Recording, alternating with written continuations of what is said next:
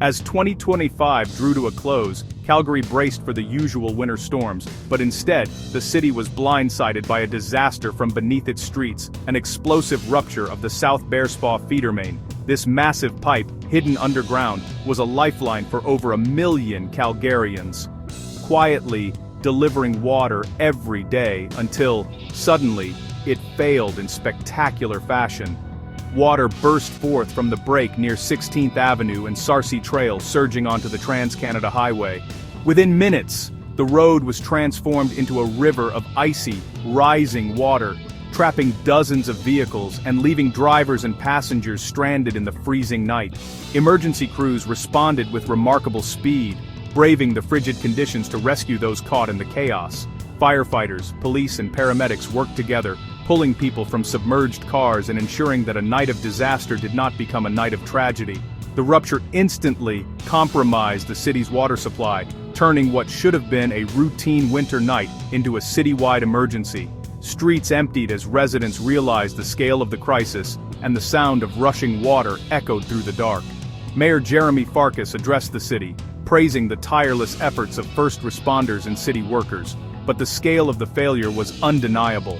Calgary's lifeblood had been abruptly cut off, and the city was facing a challenge unlike any in recent memory. The South Bearspaw main, a massive artery stretching from the Bearspaw water treatment plant, was now silent. City officials and engineers rushed to assess the damage, knowing that restoring water would be a race against time and a true test of Calgary's resilience and unity.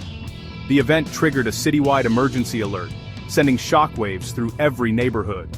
As families gathered around their phones and televisions, uncertainty and anxiety set in, marking the beginning of days filled with hardship, adaptation, and a community coming together in the face of crisis.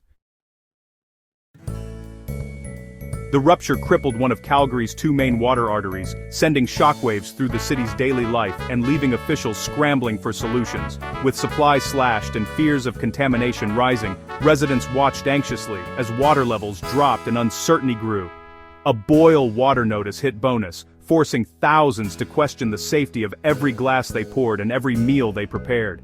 Citywide restrictions quickly followed, banning non-essential water use. No car washes, no lawn watering, no dishwashers.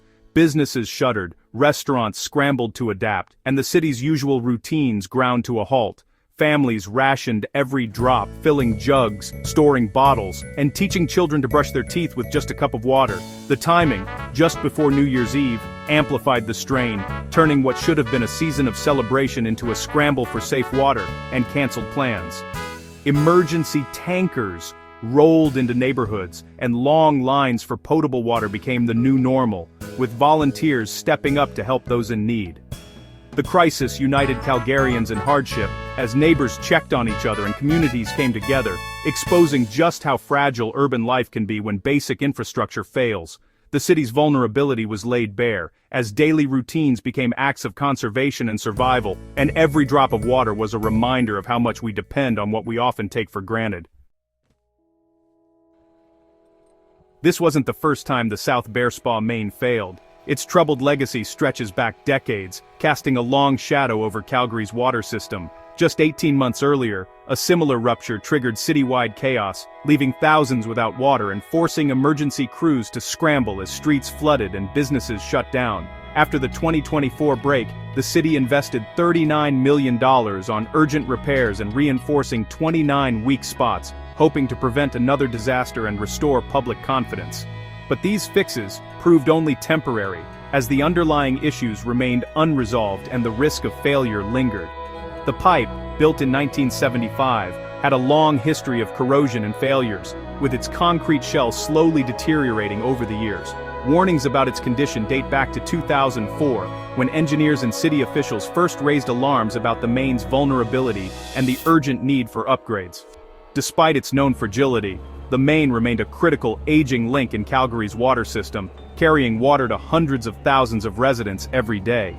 The December 2025 disaster exposed the limits of patchwork repairs, as water burst through the weakened sections and emergency crews raced to contain the damage. The crisis raised urgent questions about the city's infrastructure strategy, sparking heated debates among officials and citizens about long-term solutions. Calgary's reliance on a decaying pipe was a gamble that finally ran out, forcing the city to confront the true cost of decades of neglect. After the 2024 rupture, Calgary installed a high-tech acoustic monitoring system to detect pipe failures. The system was supposed to hear steel wires snapping, a warning of imminent disaster, but on December 30th, it stayed silent. No alerts, no warnings, nothing. City officials admitted the technology failed completely, leaving Calgary blind to the looming catastrophe. The monitoring breakdown shattered confidence in the city's ability to manage aging infrastructure.